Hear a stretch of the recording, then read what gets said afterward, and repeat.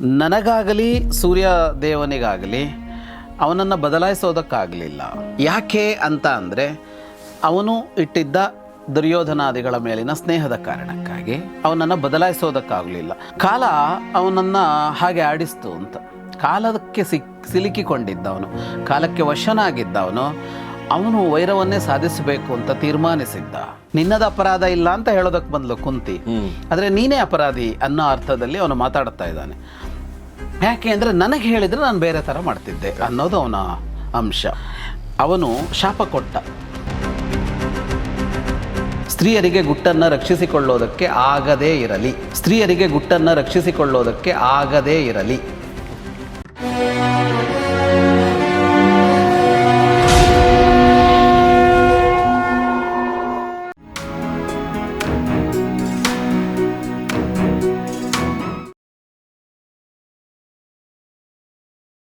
ಸ್ನೇಹಿತರೆ ನಮಸ್ಕಾರ. ಗೌರಿ ಶಕ್ಕಿ ಸ್ಟುಡಿಯೋದ ವಿಶೇಷ ಸರಣಿ ಸಂದರ್ಶನ ಕಾರ್ಯಕ್ರಮ ಮಹಾಭಾರತ ರಹಸ್ಯಗಳು, ದ ಸೀಕ್ರೆಟ್ಸ್ ಆಫ್ ಮಹಾಭಾರತ.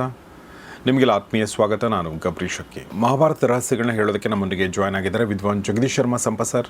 ಕಾರ್ಯಕ್ರಮಕ್ಕೆ ಸ್ವಾಗತ ಸರ್. ನಮಸ್ಕಾರ. ನಮಸ್ತೆ. ಸೊ ನಾವು ಶೋಕ ಪರ್ವದಲ್ಲಿದ್ದೀವಿ. ಶೋಕದ ಪ್ರವಾಹ ಧಾರೆ ಹೇಗೆ ಹರಿತು ಅನ್ನೋದನ್ನು ನಾವು ಕಳೆದ ಕೆಲವು ಸಂಚಿಕೆಗಳಲ್ಲಿ ನೋಡಿದ್ರಿ. ಈಗಲೂ ಕೂಡ ಯುಧಿಷ್ಠಿರ ಅದೇ ಒಂದು ಭಾವದಲ್ಲಿದ್ದಾನೆ. ಒಂದು ತಿಂಗಳ ಒಂದು ಸೂತಕದ ದಿನಗಳಲ್ಲಿ ಅವರು ಗಂಗಾ ನದಿಯ ತೀರದಲ್ಲಿ ವಾಸ ಮಾಡ್ತಿರೋದನ್ನು ನಾವು ಕಳೆದ ಸಲ ಮಾತಾಡಿದ್ವಿ, ಮತ್ತು ಋಷಿಗಳು ಅವ್ರನ್ನ ನೋಡಲು ಬಂದಿರೋದು ಕೂಡ ಮಾತಾಡಿದ್ವಿ. ಮತ್ತು ಅಲ್ಲಿನ ಸಂವಾದಗಳ ಬಗ್ಗೆ ಸರ್ ಹೇಳ್ತಾ ಇದ್ರು, ನಾರದ ಮತ್ತು ಯುಧಿಷ್ಠಿರ ಸಂವಾದದ ಬಗ್ಗೆ. ಸರ್, ಕರ್ಣನ ಬಗ್ಗೆಯೇ ಯೋಚಿಸ್ತಾ ಇರ್ತಾನೆ ಯುಧಿಷ್ಠಿರ. ಅವನ ಎಲ್ಲ ಶೋಕಗಳಲ್ಲಿ ಕರ್ಣನ ವಿಷಯದ ಶೋಕ ಅವನಿಗೆ ಹೆಚ್ಚಾಗಿರುತ್ತೆ. ಹಾಗಾಗಿ ನಾರದರಲ್ಲಿ ಅವನು ಕೇಳ್ತಾನೆ, ಅದ್ಯಾಕೆ ಭೂಮಿ ಅವನ ಚಕ್ರವನ್ನು ನುಂಗಿತು ಅಂತ ಕೇಳ್ತಾನೆ. ಯಾಕೆಂದರೆ ಅದು ಸಹಜ ಘಟನೆ ಅಲ್ಲ. ಅಂದರೆ ಈಗ ಒಂದು ರಥ, ಅಲ್ಲಿ ಯುದ್ಧ ಅಂತ ಅಂದಾಗ ಅಲ್ಲಿ ಏನೇನೋ ಆಗತ್ತೆ, ಪೆಟ್ಟಾಗ್ಬೋದು, ಇನ್ನೊಂದಾಗ್ಬೋದು, ಸಾರಥಿ ಸತ್ತು ಹೋಗ್ಬೋದು, ರಥವೇ ಮುರಿದು ಹೋಗ್ಬೋದು, ಇಂಥದ್ದೆಲ್ಲ ಆಗತ್ತೆ. ಆದರೆ ಇಲ್ಲಾಗಿರೋದೇನೆಂದರೆ ಇದ್ದಕ್ಕಿದ್ದಂತೆ ಭೂಮಿ ಕೆಳಗಡೆ ಹೋಗಿ ಒಂದು ರಥ ಕೆಳಗೆ ಹೋಗಿದೆ ಅಂತ ಅಂದಾಗ ಭೂಮಿ ಅದನ್ನು ನುಂಗಿದೆ ಅಂತಲೇ ಅರ್ಥ. ಹಾಗಾಗಿ ಯುಧಿಷ್ಠಿರ ಕೇಳ್ತಾನೆ, ಅದು ಯಾಕೆ ನಡೀತು ಅಂತ. ಅದಕ್ಕೆ ನಾರದರು ವಿಸ್ತಾರವಾಗಿ ಹಳೆಯ ಕಥೆಗಳನ್ನೆಲ್ಲ ಹೇಳ್ತಾರೆ. ನಾವು ಮತ್ತೆ ಇಲ್ಲಿ ಹೇಳಬೇಕಾಗಿಲ್ಲ, ಅದು ರಿಪೀಟ್ ಆಗುತ್ತೆ. ನಾವು ಹಿಂದೆ ಹೇಳಿದ್ದೀವಿ ಇದನ್ನು. ಎಸ್, ಮಹಾಭಾರತದಲ್ಲಿ ಶಾಪ ಅನ್ನೋ ಒಂದು ಅಧ್ಯಾಯದಲ್ಲಿ ಕೂಡ ಬಂದಿದೆ, ಮತ್ತು ಕರ್ಣನ ಸಾವಿನ ಸಂದರ್ಭದಲ್ಲಿ ಕೂಡ ಮತ್ತೊಂದಷ್ಟು ಸಲ ನಾವು ಅದನ್ನು ಹೇಳಿದ್ದೀವಿ. ನೋಡದೇ ಇರೋ ಅದನ್ನು ಹಳೆಯ ಎಪಿಸೋಡ್ ಏನಾದರೂ ನೋಡಿಲ್ಲ ಅಂದರೆ ಅದನ್ನು ಗಮನಿಸಿ. ಪುನೀತ್ ಅದನ್ನು ಡಿಸ್ಕ್ರಿಪ್ಷನಲ್ಲಿ ಲಿಂಕ್ ಹಾಕಿರ್ತಾರೆ, ದಯವಿಟ್ಟು ಅದನ್ನು ನೋಡಿ ಅಂತ ಕೇಳ್ಕೊಳ್ತೀನಿ. ಅದನ್ನೆಲ್ಲ ಆ ಘಟನೆಗಳನ್ನು ಹೇಳಿ ಮುಗಿಸ್ತಾರೆ, ಹೇಳಿ ನಿಲ್ಲಿಸ್ತಾರೆ. ಅವ್ರು ಯಾಕಾಯಿತು ಅಂತ ಹೇಳಿ ನಿಲ್ಲಿಸ್ತಾರೆ. ಆದರೆ ಯುಧಿಷ್ಠಿರಸ್ತು ರಾಜರ್ಷಿ ದಧ್ಯೌ ಶೋಕ ಪರಿಪ್ಲುತಃ, ಅದೆಲ್ಲ ಕೇಳಿದ ಅವನ ಶೋಕ ಕಡಿಮೆ ಆಗೋಲ್ಲ. ಆ ಶೋಕದಲ್ಲಿ ಅವನು ಯೋಚನೆ ಮಾಡ್ತಾ ಕೂತ್ಕೊಂಡ್ಬಿಡ್ತಾನೆ. ಒಂಥರ ಮೌನ ಆಗ್ಬಿಡತ್ತೆ ಅಲ್ಲಿ ಇದ್ದಕ್ಕಿದ್ದ ಹಾಗೆ. ತಂದೀನ ಮನಸ್ಸಂ ವೀರಂ ಅಧೋವದನ ಮಾತುರಂ ನಿಶ್ವಸಂತಂ ಯಥಾನಾಗಂ ಪರ್ಯಶ್ರು ನಯನಂ ತಥಾ. ಮನಸ್ಸು ದೀನವಾಗಿರುತ್ತೆ ಅವನದ್ದು. ಆಮೇಲೆ ತಲೆ ತಗ್ಗಿಸಿ ಕುಳಿತುಕೊಂಡಿರ್ತಾನೆ, ಜೋರಾಗಿ ನಿಟ್ಟುಸಿರು ಬಿಡ್ತಾ ಇರ್ತಾನೆ. ಕಣ್ಣಲ್ಲಿ ನೀರಿರುತ್ತೆ, ಪರ್ಯಶ್ರು ನಯನಂ ತಥಾ ಅಂತ ಕಣ್ಣಲ್ಲಿ ನೀರು ಹರಿತಾ ಇರುತ್ತೆ. ಯಾರಿಗೂ ಏನು ಮಾತಾಡೋದಕ್ಕಾಗೋಲ್ಲ ಅನ್ನೋ ಥರ ಆಗುತ್ತೆ. ಆಗ ಕುಂತಿ ಮಾತನಾಡ್ತಾಳೆ. ಅಂದರೆ ಅದು ಎಲ್ಲರೂ ಇದ್ದ ಸಭೆ. ಅದು ಸಭೆ ಅಂದರೆ ಸುಮ್ಮನೆ ಕುಳಿತು ಮಾತಾಡ್ತಾ ಇದ್ದಂಥ ಹೊತ್ತು. ಅಂದರೆ ಋಷಿಗಳೆಲ್ಲ ಬಂದರು ಮಾತಾಡಿಸ್ಬೇಕು ಅಂತಂದಾಗ ಇವರೆಲ್ಲರೂ ಇದ್ದರು, ಪರಿವಾರದವರೆಲ್ಲರೂ ಇದ್ದಾಗ. ಕುಂತಿ ಶೋಕ ಪರೀತಾಂಗಿ ದುಃಖೋಪಹತ ಚೇತನ ಅಬ್ರವೀನ್ ಮಧುರಾ ಭಾಷಾ ಕಾಲೇ ವಚನ ಮರ್ಥವತು. ಅವಳಿಗೂ ಅಷ್ಟೇ ನೋವಾಗಿರುತ್ತೆ. ಮತ್ತು ಅವಳ ಎದುರಿಗೆ ಮತ್ತೊಂದು ಸಲ ಅದೆಲ್ಲ ಬಂತಲ್ಲ, ಹಾಗಾಗಿ ಸಹಜವಾಗಿ ಅವಳಿಗೆ ಇನ್ನಷ್ಟು ನೋವು ಕೊಟ್ಟಿರುತ್ತೆ ಅದು. ಆದರೆ ಶೋಕ ದುಃಖ ಎಲ್ಲ ಕರ್ಣನ ವಿಷಯಕ್ಕೆ ಅವಳಿಗೂ ಇರುತ್ತೆ. ಆದರೆ ಈಗ ಮುಂದುವರಿಬೇಕಲ್ಲ, ಆದ್ದರಿಂದ ಅವಳು ಯುಧಿಷ್ಠಿರನಿಗೆ ಸಮಾಧಾನ ಹೇಳ್ತಾಳೆ. ಯುಧಿಷ್ಠಿರ ಮಹಾಭಾವೋ ನೈನಂ ಶೋಚಿತು ಮರಹಸಿ ಜಹಿ ಶೋಕಂ ಮಹಾಪ್ರಾಜ್ಞ ಶೃಣುಷೇದಂ ವಚೋ ಮಮ. ಶೋಕ ಪಡಬೇಡ, ದುಃಖ ಬಿಡು ಅಂತ ಹೇಳ್ತಾಳೆ ಅವಳು. ಹೇಳಿ ನಾನು ಹೇಳೋದನ್ನು ಕೇಳು ಅಂತ ಹೇಳ್ತಾಳೆ. ನಾನು ಹೇಳೋದನ್ನು ಕೇಳು, ನೀನಿಷ್ಟು ದುಃಖ ಪಡಬೇಕಾಗಿಲ್ಲ ಅಂತ. ಅಂದರೆ ಈಗ ಅವನ ದುಃಖ ಏನು, ಕರ್ಣ ಸತ್ತು ಹೋಗಿದ್ದಾನೆ ಅಂತ ಮಾತ್ರ ಅವನ ದುಃಖ ಅಲ್ಲ. ಕರ್ಣನನ್ನು ನಾನು ಕೊಂದೆ ಅಂತ ಅವನ ದುಃಖ. ನಾವು ಕೊಂದ್ವಿ, ನಾನು ಕೊಂದೆ ನನ್ನಿಂದಾಗಿ ಅಂತ ಆ ದುಃಖ ಇದೆಯಲ್ಲ. ಅದಕ್ಕೆ ಅವಳು ಹೇಳ್ತಾಳೆ, ನಿನ್ನದು ತಪ್ಪಿಲ್ಲ ಅನ್ನೋ ತರಹದಲ್ಲಿ ಕುಂತಿ ಅವನಿಗೆ ಸಮಾಧಾನ ಮಾಡ್ತಾಳೆ. ಯತಿಥ ಸಮಯ ಪೂರ್ವಂ ಭ್ರಾತ್ರ್ಯಂ ಜ್ಞಾಪಯಿತು ತವ. ನಾನು ಪ್ರಯತ್ನ ಪಟ್ಟಿದ್ದೆ ಹಿಂದೆ. ಯಾವುದಕ್ಕೆ ಅಂದರೆ ನೀವೆಲ್ಲರೂ ಸಹೋದರರು, ನೀನು ಅವನ ತಮ್ಮ, ಅಂತ ಅನ್ನೋದನ್ನು ಅವನಿಗೆ ನೆನಪಿಸೋದಕ್ಕೆ ನಾನು ಪ್ರಯತ್ನಿಸಿದ್ದೆ. ಭಾಸ್ಕರೇಣ ಚ ದೇವೇನ ಪಿತ್ರ ಧರ್ಮಭೃತಾಂವರ. ಅದರ ಜೊತೆಗೆ ಅವನ ತಂದೆ ಸೂರ್ಯದೇವ ಕೂಡ ಹೇಳಿದ್ದ ಅವನಿಗೆ ಅದನ್ನು. ಈ ಘಟನೆಗಳನ್ನು ನಾವು ನೋಡಿದ್ದೀವಿ ಹೇಗೆ ನಡೆದಿದೆ ಅಂತ. ತಂದೆ ಸೂರ್ಯ ಅವನಿಗೆ ಹಿತದ ಮಾತನ್ನೇ ಆಡಿದ್ದ. ಯದ್ವಾಚ್ಯಂ ಹಿತಕಾಮೇನ ಸುಹೃದ ಭೂತಿ ಮಿಚ್ಛತ. ಈಗ ಯಾರೋ ಒಬ್ಬ ನಮ್ಮವರ ಬಗ್ಗೆ ಆತ್ಮೀಯರು ನಮ್ಮವರು ಅಂತ ಅಂದಾಗ ಅವ್ರಿಗೆ ಒಳ್ಳೆಯದಾಗಲಿ ಅಂತ ಇರುತ್ತೆ. ಭೂತಿ ಮಿಚ್ಛತ, ಅವ್ರ ಮುಂದೆ ಒಳ್ಳೆಯದಾಗಬೇಕು ಅಂತ ಇದ್ದಾಗ ಅವರ ಆತ್ಮೀಯರು ಏನು ಮಾಡ್ತಾರೆ ಅಂದರೆ ಹಿತ ಯಾವುದೋ ಅದನ್ನು ಹೇಳ್ತಾರೆ ಅವರಿಗೆ. ಅಂದರೆ ಯಾವುದು ಒಳ್ಳೆಯದಾಗುತ್ತೋ, ಏನನ್ನು ಮಾಡಿದರೂ ಒಳ್ಳೆಯದಾಗುತ್ತೋ ಅದನ್ನು ಹೇಳ್ತಾರೆ. ಅದನ್ನು ಸೂರ್ಯದೇವ ಮಾಡಿದ್ದ ಅಂತ ಕುಂತೆ ಹೇಳ್ತಾಳೆ. ಸ್ವಪ್ನಾಂತೆ ಮಮ ಜಾಗ್ರತಃ, ಅದು 2 ಸಲ ಮಾಡಿದ್ದ ಸೂರ್ಯ ಅಂತ ಹೇಳ್ತಾಳವಳು. ಒಂದು ಕರ್ಣನಿಗೆ ಕನಸಿನಲ್ಲಿ ಬಂದು ಹೇಳಿದ್ದ ಇದನ್ನು, ಮತ್ತೊಮ್ಮೆ ನನ್ನ ಎದುರು ಕೂಡ ಹೇಳಿದ್ದ ಅಂತ ಸೂರ್ಯ. ತಂಚೈನ ಮಶಕದ್ ಭಾನುರಹಂ ವಾ ಸ್ನೇಹಕಾರಣೈ ಪುರಾ ಪ್ರತ್ಯನು ನೇತುಂ ವಾ ಪ್ಯೇಕತಾಂ ತ್ವಯ. ಆದರೆ ನನಗಾಗಲಿ ಸೂರ್ಯದೇವನಿಗಾಗಲಿ ಅವನನ್ನು ಬದಲಾಯಿಸೋದಕ್ಕಾಗಲಿಲ್ಲ. ಯಾಕೆ ಅಂತ ಅಂದರೆ ಅವನು ಇಟ್ಟಿದ್ದ ದುರ್ಯೋಧನಾದಿಗಳ ಮೇಲಿನ ಸ್ನೇಹದ ಕಾರಣಕ್ಕಾಗಿ ಅವನನ್ನು ಬದಲಾಯಿಸೋದಕ್ಕಾಗಲಿಲ್ಲ. ಅವನನ್ನು ನೇತುಂ ವಾ ಅಂತ ಅಂದರೆ ಅವನನ್ನು ಒಪ್ಪಿಸೋದಕ್ಕೂ ಆಗಲಿಲ್ಲ. ಹಾಗಾಗಿ ಅವನನ್ನು ಕರೆತಂದು ನಿಮ್ಮೊಡನೆ ಅವನನ್ನು ಜೋಡಿಸೋದಕ್ಕೂ ಸಾಧ್ಯ ಆಗಲಿಲ್ಲ ನಮಗೆ. ಏನು ಕಾರಣ ಅಂತ ಹೇಳಬೇಕು ಅಂದರೆ ತತಃ ಕಾಲಪರೀತಃ ಸಹ ವೈರಸ್ಯೋದ್ಧುಕ್ಷಣೇ ರತಃ. ಕಾಲ ಅವನನ್ನು ಹಾಗೆ ಆಡಿಸ್ತು ಅಂತ. ಕಾಲಕ್ಕೆ ಸಿಲುಕಿಕೊಂಡಿದ್ದವನು, ಕಾಲಕ್ಕೆ ವಶನಾಗಿದ್ದವನು, ಅವನು ವೈರವನ್ನೇ ಸಾಧಿಸಬೇಕು ಅಂತ ತೀರ್ಮಾನಿಸಿದ್ದ. ಅವನಿಗೆ ದ್ವೇಷವನ್ನು ಮುಂದುವರಿಸಬೇಕು ಅನ್ನೋ ನಿರ್ಣಯದಲ್ಲೇ ಇದ್ದ.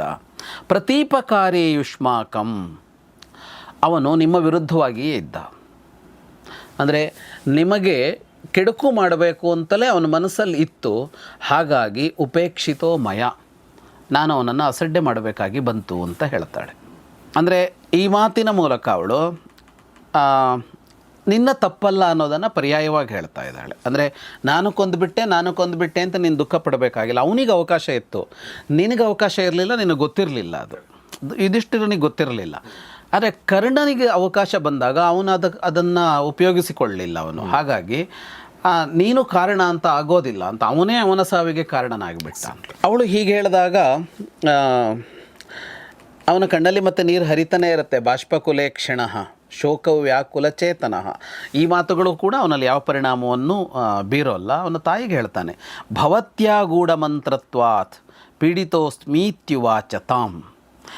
ನೀನು ರಹಸ್ಯ ಕಾಪಾಡಿದ್ದೇ ನನಗೆ ಇವತ್ತಿಷ್ಟು ನೋವು ಕೊಡ್ತಾ ಇದೆ ಅಂತ ಹೇಳ್ತಾನೆ. ಅಂದರೆ ಗುಟ್ಟಾಗಿಟ್ಟಿದ್ದೇ ಇವತ್ತಿಷ್ಟು ಕಷ್ಟಕ್ಕೆ ಕಾರಣ ಆಯಿತು ಅಂದರೆ ಅವಳು ಕರ್ಣ ಒಪ್ಪಿಕೊಳ್ಳಲಿಲ್ಲ ಅಂತ ಹೇಳ್ದಲ್ಲ, ನೀನು ಗುಟ್ಟನ್ನು ರಟ್ಟು ಮಾಡಿದರೆ ಬೇರೆ ಥರ ಹೋಗ್ತಾ ಇತ್ತು ಅನ್ನೋ ಅಭಿಪ್ರಾಯ. ಯಾಕೆ ಅಂತ ಅಂದರೆ ಈಗ ಕರ್ಣ ಬದಲಾಗದೇ ಇರಬಹುದು. ಇದು ಯುಧಿಷ್ಠಿರನಿಗೆ ಗೊತ್ತಾದರೆ ಏನಾಗ್ತಾ ಇತ್ತು. ಇದು ಕರ್ಣ ಕೂಡ ಕೃಷ್ಣನಿಗೆ ಹೇಳ್ತಾನೆ, ಗೊತ್ತಾಗೋದು ಬೇಡ ಯುಧಿಷ್ಠಿರನಿಗೆ, ಗೊತ್ತಾದರೆ ಅವನು ಯುದ್ಧ ಮಾಡೋಲ್ಲ ಅಂತ ಹೇಳಿರ್ತಾನೆ. ಅಲ್ಲಿ ಕೃಷ್ಣ ಅವನನ್ನು ಇದು ಮಾಡೋದಕ್ಕೆ ಹೋದಾಗ, ನೀನು ರಾಜನಾಗು ಅಂತ ಹೇಳೋದಕ್ಕೆ ಹೋದಾಗ ನಿನಗೆ ಹಕ್ಕಿದೆ ಅಂತ ಅವನು ಹೇಳೋದು, ಇಲ್ಲ, ರಾಜನಾಗೋದಕ್ಕೆ ಯುಧಿಷ್ಠಿರ ಯೋಗ್ಯ, ಅವನು ರಾಜನಾಗಬೇಕು. ಆದರೆ ನಾನು ಅವರ ಸಹೋದರ ಅಂತ ಗೊತ್ತಾದರೆ ಪಾಂಡವರು ಯುದ್ಧದಿಂದ ಹಿಂದೆ ಹೆಜ್ಜೆ ಇಡ್ತಾರೆ, ಆಗ ಯುದ್ಧ ನಡೆಯೋಲ್ಲ, ಆಗ ಯುಧಿಷ್ಠಿರ ರಾಜನಾಗೋಲ್ಲ ಅಂತ ಕರ್ಣ ಹೇಳಿರ್ತಾನೆ ಇಲ್ಲಿ. ಅಂದರೆ ಹೇಗಿದೆ ನೋಡಿ ಇಲ್ಲಿ. ಈಗ ಕರ್ಣನ ನಿಲುವಿನಲ್ಲಿ ಅವನಿಗೆ ಅಂತಿಮವಾಗಿ ಪಾಂಡವರು ಗೆಲ್ಲಬೇಕು ಅಂತಲೇ ಇದೆ ಅನ್ನೋದು ಅವತ್ತೇ ಸ್ಪಷ್ಟ ಆಗಿದೆ. ಗೆಲ್ಲಬೇಕು ಅಂತ ಮಾತ್ರ ಅಲ್ಲ, ಅವರು ಗೆಲ್ತಾರೆ ಅನ್ನೋ ಸ್ಪಷ್ಟತೆ ಕೂಡ ಇದೆ. ಮತ್ತು ರಾಜನಾಗಬೇಕಾಗಿದ್ದು ನಾನು ಅಲ್ಲ, ದುರ್ಯೋಧನನೂ ಅಲ್ಲ, ಯುಧಿಷ್ಠಿರ ಅಂತ ಇದೆ. ಆದರೆ ಸ್ವತಃ ಕುಂತಿಗೆ ಕೂಡ ಅವನ ನಡವಳಿಕೆಯಿಂದಾಗಿ ಇಲ್ಲ, ಅವನು ನಿಮ್ಮ ವಿರುದ್ಧ ಇದ್ದ ಅಂತಲೇ ಅನಿಸಿದೆ ಅವಳಿಗೆ. ಈ ಕೃಷ್ಣನೊಡನೆ ಅವನು ಹಾಗೆ ಮಾತಾಡಿದ್ದು ಕುಂತಿಗೆ ಗೊತ್ತಿಲ್ಲ. ಕುಂತಿಯೊಡನೆ ಅವನೇನು ಮಾತಾಡಿದ್ದಾನೆ ಅಷ್ಟರ ಮೇಲೆ ಕುಂತಿ ನಿರ್ಣಯ ಮಾಡ್ಕೋಬೇಕು. ಕುಂತಿಯೊಡನೆ ಅವನು ಮಾತನಾಡುವಾಗ ಭಾವವನ್ನು ತೋರಿಸ್ಕೊಳ್ಳೋಕ್ಕೆ ಹೋಗಿಲ್ಲ ಅವನು. ಅದನ್ನು ನೋಡಿದಾಗ ಕುಂತಿಗೆ ಏನು ಅನಿಸಿದೆ ಅಂತ ಅಂದರೆ, ಅವ್ನು ನಿಮ್ಮ ಪರವಾಗಿರಲಿಲ್ಲ, ಇವ್ರ ಪರವಾಗಿರಲಿಲ್ಲ ಅಂತಲೇ ಅನಿಸಿದೆ. ಇವರನ್ನು ಕೊಲ್ಲೋಲ್ಲ ಅಂತ ಹೇಳಿದ್ದ ಅವನು, ಅರ್ಜುನನ ಕೊಲ್ತೀನಿ ಅಂತ. ಈಗ ಅರ್ಜುನನನ್ನು ಕೊಲ್ಲೋದು ಅಂದರೆ ಪಾಂಡವರ ವಿರುದ್ಧವಾದ ಕೆಲಸವೇ ಆಯ್ತಲ್ಲ ಅದು. ಈಗ ಈ 4 ಜನರನ್ನು ಉಳಿಸಿ ಅವನೊಬ್ಬನ ಕೊಲ್ಲೋದು ಅಂತ ಅಂದರೆ ಯುದ್ಧದಲ್ಲಿ ಗೆಲುವು ದುರ್ಯೋಧನನಿಗೆ ಅಂತಲೇ ಅರ್ಥ. ಈಗ ಆರಂಭದಲ್ಲೇ ಅರ್ಜುನನ ಅವನೇನಾದ್ರು ಕೊಂದುಬಿಟ್ಟಿದ್ರೆ ಹಾಗೆ ಬಂದರೆ, ಹಾಗಾಗಿ ನಿಮ್ಮ ಪರವಾಗಂತೂ ಇರಲಿಲ್ಲ ಅವನು ಅಂತ ಅವಳು ಹೇಳ್ತಾ ಇದ್ದಾಳೆ. ಅವಳಿಗೆ ಅನ್ನಿಸಿಕೆ ಇದೆ. ಅಂದರೆ ವಾಸ್ತವಕರಣ ಬೇರೆ ಅಂತ ಅಂದರೆ ಈ ವಿಷಯಕ್ಕೆ. ಅಂದರೆ ನಮ್ಮ ಇಡೀ ಬದುಕೆ ಹೇಗಿರುತ್ತೆ, ನಮಗೆ ಅತ್ಯಂತ ಹತ್ತಿರದವರೇ ನಮ್ಮನ್ನು ತಪ್ಪರ್ಥ ಮಾಡ್ಕೊಂಡಿರ್ತಾರೆ ಅಥವಾ ನಾವು ಅವರನ್ನು ತಪ್ಪರ್ಥ ಮಾಡ್ಕೊಂಡಿರ್ತೀವಿ. ತುಂಬ ಹತ್ತಿರದವರು ಯಾವುದೋ ಒಂದು ಘಟನೆ, ಯಾವುದೋ ಒಂದು ಮಾತು, ಯಾವುದೋ ಒಂದು ಅವರ ವರ್ತನೆಯಿಂದಾಗಿ ನಾವು ಏನೋ ಒಂದು ನಿರ್ಣಯ ಮಾಡಿಬಿಟ್ಟಿರ್ತೀವಿ. ಆ ನಿರ್ಣಯ ಬದುಕಿಡಿ ಇರುತ್ತೆ, ನಮಗೆ ಅವರ ಇನ್ನೊಂದು ಮುಖ ವಾಸ್ತವವಾಗಿ ಗೊತ್ತಾಗೋದೇ ಇಲ್ಲ. ಯಾಕೆಂದರೆ ನಾವೇ ಆಗಲಿ ಅವರೇ ಆಗಲಿ ಏನೋ ಒಂದಿಷ್ಟನ್ನು ಬಿಟ್ಟು ಕೊಡದೇ ಉಳ್ಕೊಂಡ್ಬಿಡ್ತೀವಿ. ನಾವು ಯಾರ ಹತ್ರನೋ ಬಿಚ್ಚಿಡ್ತೀವಿ, ಯಾರ ಹತ್ರನೋ ಬಿಚ್ಚಿಡೋಲ್ಲ. ಹೀಗೆ ಹೋಗ್ತಾ ಇರುತ್ತಲ್ಲ. ಹಾಗಾಗಿ ಈ ಈ ವ್ಯಕ್ತಿಗಳನ್ನು ಅರ್ಥ ಮಾಡ್ಕೊಳ್ಳೋದು ಅಂತ ಅರ್ಥ ಮಾಡ್ಕೊಳ್ತೀವಿ ಹತ್ತಿರದಲ್ಲಿದ್ದು ಅಂತಂದರೆ ಆಗಿರೋಲ್ಲ ಅಂತಲೇ ಹೇಳಬೇಕು ಅಂತ. ಪ್ರಾಯಶಃ ಸಂಗಾತಿಗಳಿಗೂ ಕೂಡ ಎಷ್ಟೋ ವಿಷಯಗಳಲ್ಲಿ ಅವ್ರು ಅರ್ಥ ಆಗಿರಲ್ವೇನೋ, ಜೀವಮಾನ ಇಡೀ ಬದುಕಿದ್ರು ಅಂತ ಅನ್ನಿಸುತ್ತೆ. True sir. ಕರ್ಣ ನನಗನ್ನಿಸ್ತಾ ಇತ್ತು, ಕರ್ಣ ಅವನು ದುರ್ಯೋಧನನಿಗೆ ಅವನು ಏನೋ ಒಂದು ಮಾಡಬೇಕು, ಅವನು ಕೃತಜ್ಞತೆ ತೋರಿಸ್ಬೇಕು. ಅದಕ್ಕೋಸ್ಕರ ಅರ್ಜುನನ್ನ ಸಾವು ಅವನು ಮಾಡ್ಕೊಂಡ್ಬಿಟ್ಟಿದ್ದಾನೆ. ಆದರೆ ಪಾಂಡವರು ಗೆಲ್ಲಬೇಕು, ಇದಿಷ್ಟು ರಾಜ ಆಗಬೇಕು, ಹೀಗಾಗಿ ಬೇರೆ ಯಾರಿಗೂ ಹಾರ್ ಮಾಡಬಾರ್ದು ಅಂತ ಅನ್ಕೊಂಡ್ಬಿಟ್ಟಿದ್ದಾನೆ. ಹೌದು, ಎರಡರ ಮಧ್ಯೆ ಸಿಕ್ಕಾಕೊಂಡು ಅವನು ನಿನಗಿಷ್ಟು ಕೊಡ್ತೀನಿ, ಇವ್ರಿಗಿಷ್ಟು ಕೊಡ್ತೀನಿ ಅನ್ನೋ ಥರ ಎರಡರ ಮಧ್ಯೆ ಇದ್ದಾನೆ. ಆದರೆ ಅವನಿಗೆ ಗೊಂದಲ ಇಲ್ಲ, ಅವನಿಗೆ ಸ್ಪಷ್ಟತೆ ಇದೆ. ಅವನಿಗೆ ಅದೇ ನೀವು ಹೇಳ್ದಾಗೇನೆ ಇದರಲ್ಲಿ ದುರ್ಯೋಧನನ ಬಗ್ಗೆ ಕೃತಜ್ಞತೆ ಇದೆ, ಅವನಿಗೆ ಇಷ್ಟು ಮಾಡ್ತೀನಿ. ಯುಧಿಷ್ಠಿರ ರಾಜನಾಗಬೇಕು, ಒಳ್ಳೆಯವನು, ತಮ್ಮಂದ್ರು ಅನ್ನುವ ಭಾವನೂ ಇದ್ದಿರಬಹುದು, ವ್ಯಕ್ತ ಆಗದೆ ಇದ್ದಿರಬಹುದು. ಯಾಕೆಂದರೆ ಅವರನ್ನು ಕೊಲ್ಲೋಲ್ಲ ಅಂತ ಹೇಳುವಾಗ, ಉಳಿದವರನ್ನು ಕೊಲ್ಲೋಲ್ಲ ಅಂತ ಹೇಳುವಾಗ, ಯುಧಿಷ್ಠಿರನ ಒಬ್ಬನ್ನೇ ಉಳಿಸ್ತೀನಿ ರಾಜ ಆಗಲಿ ಅಂತ ಹೇಳಲಿಲ್ವಲ್ಲ. ಉಳಿದವ್ರನ್ನೂ ಕೊಲ್ಲೋಲ್ಲ ಅಂತ ಹೇಳಿದಾಗ ಅವನಿಗೆ ತಮ್ಮಂದಿರು ಅಂತ ಒಂದು ಪ್ರೀತಿನೂ ಇದೆ, ಹಾಗೆ ಅವರನ್ನು ಉಳಿಸ್ತಾನೆ. ನೀವು ಹೇಳಿದಾಗೆ ಅವನು ಹಂಚಿಕೆ ಮಾಡ್ಕೊಂಡಿದ್ದಾನೆ ಮತ್ತು ಆ ವಿಷಯದಲ್ಲಿ ಅವನು ಬಹಳ ಸ್ಪಷ್ಟವಾಗಿದ್ದಾನೆ, ಗೊಂದಲ ಇಲ್ಲ ಅವನಿಗೆ. ಬೇರೆಯವರಿಗೆ ಅದನ್ನೇನು ಬಿಟ್ಟುಕೊಟ್ಟಿಲ್ಲ ಅವನು. ಹೀಗಾಗಿ ನಾವು ಚರ್ಚೆ ಮಾಡ್ತಾ ಇದ್ದೀವಿ. ಹೀಗಾಗಿ ನಾವು ಅವರು ಚರ್ಚೆ ಮಾಡ್ತಾ ಇದ್ದಾರೆ, ಅವ್ರಗಳಿಗೂ ಅರ್ಥ ಆಗಿಲ್ಲ. ಈಗ ಅವರಲ್ಲೂ ಏನಾಗಿದೆ, ಕರ್ಣನ ಬಗ್ಗೆ ಒಬ್ಬೊಬ್ಬರಲ್ಲಿ ಒಂದೊಂದು ನಿಲುವಿದೆ ಇಲ್ಲೀಗ. ಅಂದರೆ ಅವರಿಗೇನು ಗೊತ್ತೋ ಅಷ್ಟರ ಮೇಲೆ ಅವರು ಯೋಚನೆ ಮಾಡ್ತಾರೆ. ಆದರೆ ನೋಡಿ, ಹೀಗೊಂದು ಚರ್ಚೆ ನಡೀತಾ ಇದೆ, ಅಲ್ಲಿ ಕೃಷ್ಣ ಕೂಡ ಕೂತ್ಕೊಂಡಿದ್ದಾನೆ. ಓ, ಕೃಷ್ಣ ಇದ್ದಾನೆ ಅಲ್ಲಿ? ಹೌದಲ್ವಾ? ಓ ನೋಡಿ, ಓಕೆ. ಏನೂ ಮಾತಾಡ್ತಾ ಇಲ್ಲ ಅವನು. ಇಂಥ ಅಚ್ಚರಿಯ ಮನುಷ್ಯ ಅಂದರೆ ಹಾಗಲ್ಲಯ್ಯ ಇದು ಅಂತಂದು ಹೇಳ್ಬೇಕಲ್ವ ಅವನು. ಕರೆಕ್ಟ್. ಅವನು ಮಾತಾಡ್ತಾ ಇಲ್ಲ.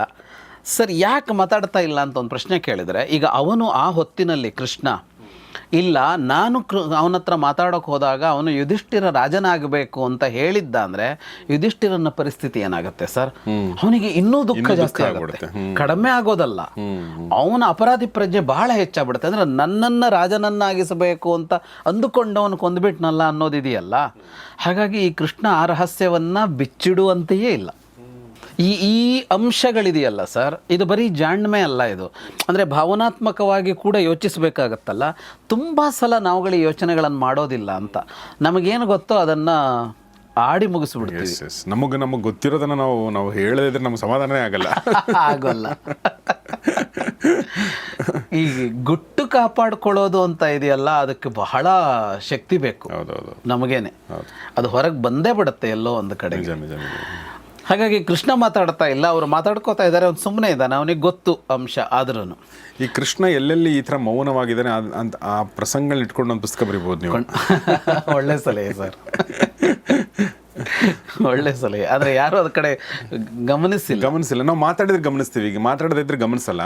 ಬಟ್ ನೋಡಿ, ಮಾತಾಡೋ ಜಾಗದಲ್ಲಿ ಅಥವಾ ನಾವು ಮಾತಾಡಬೇಕು ಅಂತ ಅನ್ಕೊಂಡಿರೋ ಜಾಗದಲ್ಲಿ ಕೂಡ, ಅಂದ್ರೆ ಆತನ ಬೇರೆ ಯೋಚನೆ ಮೂಲಕ ಆತ ಸುಮ್ಮನೆ ಇದ್ದಾನೆ, ಅದನ್ನ ಬೇರೆ ನಿರ್ಧಾರ ಕೈಗೊಂಡು ಅಲ್ಲಿ ಏನೋ ಒಂದು ಇದೆಯಲ್ವಾ ನಮ್ಗೆ ಗೊತ್ತಾಗದೇ ಇರುವಂಥದ್ದು. ಇದೇ ಸರ್ ಇರೋದು. ಈಗ ಇದೇ ಅಂಶನೇ ನಾವು ಗುರುತಿಸ್ಬೇಕಾಗಿದೆ ಅನ್ನೋದು. ನೀವು ಹೇಳ್ದಂಗೆನೆ, ಈಗ ಅವನು ಮಾತಾಡಿದ್ರೆ ಅವನನ್ನ ತಗೊಳ್ತಾ ಇದ್ವಿ. ಈಗ ಏನಾಗುತ್ತೆ, ಈಗ ಇದರ ಓಟದಲ್ಲಿ ಇಲ್ಲಿ ಕೃಷ್ಣ ಇದ್ದ, ಅವನೇನು ಮಾತಾಡಲಿಲ್ಲ ಅನ್ನೋದು ಗಮನಕ್ಕೆ ಬರದೆ ಮುಗಿದೋಗ್ಬಿಡುತ್ತೆ. ನಾವು ಅದನ್ನು ಯೋಚಿಸಲೇಬೇಕಲ್ಲಿ. ಅಲ್ಲಿ ಇದ್ದ ಉಳಿದವ್ರು ಏನು ಮಾಡ್ತಾ ಇದ್ರು ಅವಾಗ ಅಂತ. ಅವರ ಇದೇನಾಗಿತ್ತು ಅಂತ ಅಂದಾಗ, ಕೃಷ್ಣ ಏನು ಮಾಡ್ತಿದ್ದ ಅಂತ ಮೌನದಲ್ಲಿ ಹುಡುಕ್ಬೇಕಲ್ಲ ಸರ್ ಕಥೆಗನ್ನು. ಅಂದರೆ ಏನು ನಡೀತು ಅನ್ನೋದನ್ನು, ಅದೇ ಮುಖ್ಯ ಆಗತ್ತೆ. ಅಲ್ಲಿ ಹಲವು ಅಂಶಗಳಿದೆ ಅಂತ. ಕೃಷ್ಣನ ವ್ಯಕ್ತಿತ್ವ ಅಂತ ತೆಗೆದುಕೊಂಡಾಗ ಅವನಷ್ಟು ಅಂದರೆ ಯಾವ ಹೊತ್ತಿನಲ್ಲಿ ಏನು ಮಾಡಬೇಕು ಅನ್ನೋದ್ರ ಬಗ್ಗೆ ಒಂದು ಸರಿಯಾದ ನಿರ್ಣಯ ಕೃಷ್ಣನಷ್ಟು ಬಂದರೆ ಸಾಕು ನಮಗೆ. ಅಂದರೆ ಬರೋಲ್ಲ ಅದು. ಬಟ್ ಅವನೆಲ್ಲ ಕಡೆ ತೋರಿಸ್ತಾನೆ, ಎಲ್ಲಿ ಮಾತಾಡಬೇಕು, ಎಲ್ಲಿ ಮೌನವಾಗಿರಬೇಕು. ಇಲ್ಲೇ ಮುಂದೆ ನಡೆಯುತ್ತೆ, ಸುದೀರ್ಘ ಚರ್ಚೆ ನಡೆಯುತ್ತೆ ಸರ್. ಕೊನೆಯವರೆಗೆ ಕೃಷ್ಣ ಮಾತಾಡೋಲ್ಲ, ಇಲ್ಲೇ ಮುಂದೆ ಬರುತ್ತೆ ಅದು. ಇಷ್ಟಾಗುತ್ತಾ ಇದ್ದ ಹಾಗೆ ಅಷ್ಟು ಹೇಳ್ತಾನೆ ತಾಯಿಗೆ, ಭವತ್ಯಾ ಗೂಢಮಂತ್ರತ್ವಾತ್ ಪೀಡಿತೋಸ್ಮಿ ಇತ್ಯುವಾಚತಾಂ. ನೀನು ಗುಟ್ಟಾಗಿ ಇಟ್ಟಿದ್ದರ ಕಾರಣಕ್ಕಾಗಿಯೇ ನನಗೆ ಇವತ್ತು ಇಷ್ಟು ನೋವಾಗ್ತಾ ಇದೆ ಅಂತ ಈಗ ಅವನು ಅಪರಾಧಿಯಾಗಿ ಕುಂತಿಯನ್ನು ತಂದು ನಿಲ್ಲಿಸಿದಾನೆ. ಅದಕ್ಕೆ ನಿನ್ನದು ಅಪರಾಧ ಇಲ್ಲ ಅಂತ ಹೇಳೋದಕ್ಕೆ ಬಂದ್ಲು ಕುಂತಿ, ಆದರೆ ನೀನೇ ಅಪರಾಧಿ ಅನ್ನೋ ಅರ್ಥದಲ್ಲಿ ಅವನು ಮಾತಾಡ್ತಾ ಇದ್ದಾನೆ. ಯಾಕೆ ಅಂದರೆ ನನಗೆ ಹೇಳಿದರೆ ನಾನು ಬೇರೆ ಥರ ಮಾಡ್ತಿದ್ದೆ ಅನ್ನೋದು ಅವನ ಅಂಶ. ಶಶಾಪಚ ಮಹಾತೇಜ ಸರ್ವಲೋಕೇಶು ಚ ಸ್ತ್ರೀಯ. ಅವನು ಶಾಪ ಕೊಟ್ಟ ಯುಧಿಷ್ಠಿರ. ಶಾಪ ಕೊಟ್ಬಿಟ್ಟ. ಶಾಪ ಕೊಟ್ಟ. ಶಾಪ ತಾಯಿಗೆ ಕೊಡೋದಕ್ಕೆ ಬರುತ್ತಾ ಅಂದರೆ ತಾಯಿಗೆ ಶಾಪ ಕೊಡೋಕೆ ಬರೋಲ್ಲ. ಓಕೆ. ತಾಯಿಗೆ ಹೇಗೆ ಶಾಪ ಕೊಡೋದು? ಅವನಂತೂ ತಾಯಿ ಅಂದರೆ ಬಹಳ ಅಂತಿಮ ನಿರ್ಣಯ ತಾಯಿ ಹೇಳಿದ್ದನ್ನೇ ಅಂತ ಪಾಲಿಸಿಕೊಂಡು ಬಂದವನು. ತಾಯಿಗೆ ಗುರುವಿಗೆ ಎಲ್ಲ ಶಾಪ ಕೊಡೋಕೆ ಬರಲ್ಲ ಅಂತಲೇ ಇರೋದು, ಕೊಡಬಾರದು ಅಂತಲೇ. ಗುರುವಿಗೆ ತಂದೆ ತಾಯಿ ಇವ್ರುಗಳಿಗೆ ಶಾಪ ಕೊಡಬಾರದು ಅಂತ. ಶಾಪ ಕೊಟ್ಟರೆ ಕೊಟ್ಟವನೇ ನಾಶ ಆಗ್ತಾನೆ ಅಂತದ್ದು. ವಸಿಷ್ಠರು ಮತ್ತು ಅಲ್ಲೊಬ್ಬ ಕಲ್ಮಾಶಪಾದ ಅಂತ ಸೂರ್ಯವಂಶದಲ್ಲೊಬ್ಬ ರಾಜ ಬರ್ತಾನೆ. ಅವನು ಗುರುವಿಗೆ ಶಾಪ ಕೊಡೋಕೆ ಹೋಗ್ತಾನೆ. ಅವನು ಅಲ್ಲಿ ಕತೆ ಬರುತ್ತೆ ಅವನು ಹೇಗೆ ಅದರಿಂದಾಗಿ ಹಾಳಾದ ಅಂತ ಶಾಪ ಕೊಡೋದಕ್ಕೆ ಹೋಗಿ. ಹಾಗೆ ತಾಯಿಗೆ ಶಾಪ ಕೊಡೋಕೆ ಬರಲ್ಲ, ಆದರೆ ಅವನಿಗೆ ತಡೆಯೋಕ್ಕಾಗ್ತಾ ಇಲ್ವಲ್ಲ. ಸರ್ವಲೋಕೇಶು ಚ ಸ್ತ್ರೀಯ. ಅವನು ಇಡೀ ಜಗತ್ತಿನಲ್ಲಿರುವ ಸ್ತ್ರೀಯರಿಗೊಂದು ಶಾಪ ಕೊಟ್ಟನಂತೆ. ಓಕೆ. ಸ್ತ್ರೀ ಸಮೂಹಕ್ಕೆ ಒಂದು ಶಾಪ. ಏನು? ನಗುಹ್ಯಂ ಧಾರಯಿಷ್ಯಂತಿ ತ್ಯತಿ ದುಃಖ ಸಮನ್ವಿತ. ಅತಿ ದುಃಖ ಸಮನ್ವಿತ, ಅತ್ಯಂತ ದುಃಖದಿಂದ ಈ ಮಾತು ಹೇಳಿದಂತೆ ನಗುಹ್ಯಂ ಧಾರಯಿಷ್ಯಂತಿ. ಸ್ತ್ರೀಯರಿಗೆ ಗುಟ್ಟನ್ನು ರಕ್ಷಿಸಿಕೊಳ್ಳೋದಕ್ಕೆ ಆಗದೇ ಇರಲಿ ಅಂತ ಶಾಪ ಕೊಟ್ಟನಂತೆ. ಅದು ನಿಜವೋ ಹಾಗಾಗಿದೆಯೋ ಗೊತ್ತಿಲ್ಲ, ಆದರೆ ಹೊರಗಡೆಯಲ್ಲಿರೋ ಮಾತೇನು ಅಂತ ಅಂದರೆ ಬೈಬೋದು ಗೊತ್ತಿಲ್ಲ. ಸ್ತ್ರೀಯರು ಅವರಲ್ಲಿ ರಹಸ್ಯ ಇರಲ್ಲ ಅನ್ನೋ ಮಾತಂತೂ ಎಲ್ಲ ಕಡೆಗೂ ಪ್ರಚಲಿತ. ಆ್ಯಕ್ಚುಲಿ ಅದಕ್ಕೆ ನನ್ನ ಪ್ರಕಾರ ಯುಧಿಷ್ಠಿರನಿಂದಾಗಿ ಸ್ತ್ರೀಯರು ಆರೋಗ್ಯವಾಗಿದ್ದಾರೆ. ಯಾಕೆ ಅಂತಂದರೆ ನೋಡಿ, ನೀವು ಭಾಳಷ್ಟು ಕಡೆ ನೋಡಿ, ಗಂಡಸರು ಹಾರ್ಟ್ ಅಟ್ಯಾಕ್ ಯಾಕೆ ಆಗುತ್ತೆ ಅಂದರೆ ಅವ್ರು ಮಾತಾಡಲ್ಲ, ಅವ್ರು ಎಕ್ಸ್ಪ್ರೆಸ್ ಮಾಡಲ್ಲ, ಅವ್ರು ತಮ್ಮ ದುಃಖನ ಹೇಳ್ಕೊಳ್ಳಲ್ಲ, ಅಳಲ್ಲ. ಹೆಣ್ಮಕ್ಳು ಇದೆಲ್ಲವೂ ಮಾಡ್ತಾರೆ. ಯಾಕೆ ಮಾಡ್ತಾರೆ ಅಂತಂದರೆ ಇದಿಷ್ಟರ ಶಾಪ ಕೊಟ್ಟಿರೋದು. ಬಟ್ ಅವ್ರಿಗೆ ಅದು ವರ ಯಾಕೆ ಆಗಿದೆ ಅಂದರೆ ಅದೆಲ್ಲವನ್ನು ಹೇಳಿದ ಮೇಲೆ ಅವರು ನಿರಾಳ ಆಗ್ತಾರೆ, ಆರೋಗ್ಯ ಚೆನ್ನಾಗಿರುತ್ತೆ ಅಂತ ನಾವು ತಗೋಬೋದು. ಅಲ್ಲ, ಖಂಡಿತವಾಗಿ ಹೌದು ಸರ್. ಈಗ ಅಷ್ಟು ಪ್ರಮಾಣದಲ್ಲಿ ಈ ಸಣ್ಣ ಸಣ್ಣ ರಹಸ್ಯಗಳು, ಅದೇ ಅಣು ವಿಜ್ಞಾನನ ಏನಲ್ವಾ, ಅದನ್ನೆಲ್ಲ ಅಷ್ಟು ಕಾಪಾಡಬೇಕಾಗಿಲ್ಲ ಅಂತ ಎಲ್ಲ ಒಂದು ಕಡೆಗೆ ಹೇಳಿ ಮಾಡಿದ್ರೇ ಪ್ರಾಯಶಃ ಕುಟುಂಬ ಅನ್ನೋದು ಬೇರೆ ಥರ ಹೋಗುತ್ತಾ ಅಂತ. ಈಗ ಉದಾಹರಣೆಗೆ ಈಗ ಕುಂತಿಯ ನಿಲುವನ್ನು ನಾವು ಪ್ರಶ್ನಿಸೋಕೆ ಬರಲ್ಲ, ಅದು ಅವಳಿಗೆ ಬಿಟ್ಟು ವಿಷಯ.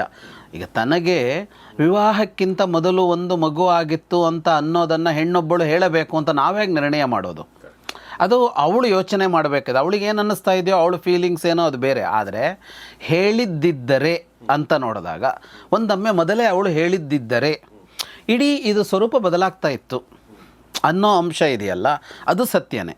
ಆ ದೃಷ್ಟಿ ಅದನ್ನಿಟ್ಟುಕೊಂಡು ನೋಡಿದಾಗ ಈ ಒಳಗಿನ ರಹಸ್ಯಗಳನ್ನೆಲ್ಲ ಬಿಚ್ಚಿಡೋದೇ ಒಳ್ಳೆಯದು ಅಂತ ಅನಿಸುತ್ತೆ. ಕೌಟುಂಬಿಕ ರಹಸ್ಯಗಳೆಲ್ಲ ಏನೋ ಇರುತ್ತಲ್ಲ, ಏನಿರುತ್ತೆ ಅದರಲ್ಲಿ? ಅವರವರ ನಡೆ, ಅವರ ಯೋಚನೆಗಳು ಗೊತ್ತಿರುತ್ತೆ ಅಷ್ಟೇ. ರಹಸ್ಯ ಅಂದರೆ ಅದು ಅಪಾಯಕಾರಿ ಏನೂ ಆಗಿರೋದಿಲ್ಲ ಎಷ್ಟೋ ಸಲ, ಆದರೆ ನಾವು ಅದನ್ನು ಬಚ್ಚಿಟ್ಟೇ ಸಮಸ್ಯೆ ಮಾಡಿಬಿಡ್ತೀವೇನೋ ಅಂತ. ಬಟ್ ಕುಂತಿಗಿದು ಅಪಾಯಕಾರಿ ಅನಿಸಿರೋದ್ರಿಂದನೇ ಯಾಕೆ ಕುಂತಿಗೆ ಅಪಾಯಕಾರಿ ಅನಿಸಿದೆ? ಕುಂತಿ ಹೇಗೆ ಹೇಳ್ಕೊಳ್ತಾಳೆ? ಸಾಧ್ಯನೇ ಇಲ್ಲ ಅಂತ. ಸರ್, ಈಗ ಒಂದು ಪ್ರಶ್ನೆ, ಈಗ ಅಕಸ್ಮಾತ್ ಕುಂತಿ ಅದನ್ನು ಹೇಳಿದರೆ ಏನಾಗ್ತಿತ್ತು ಅನ್ನೋದು ಪ್ರಶ್ನೆ.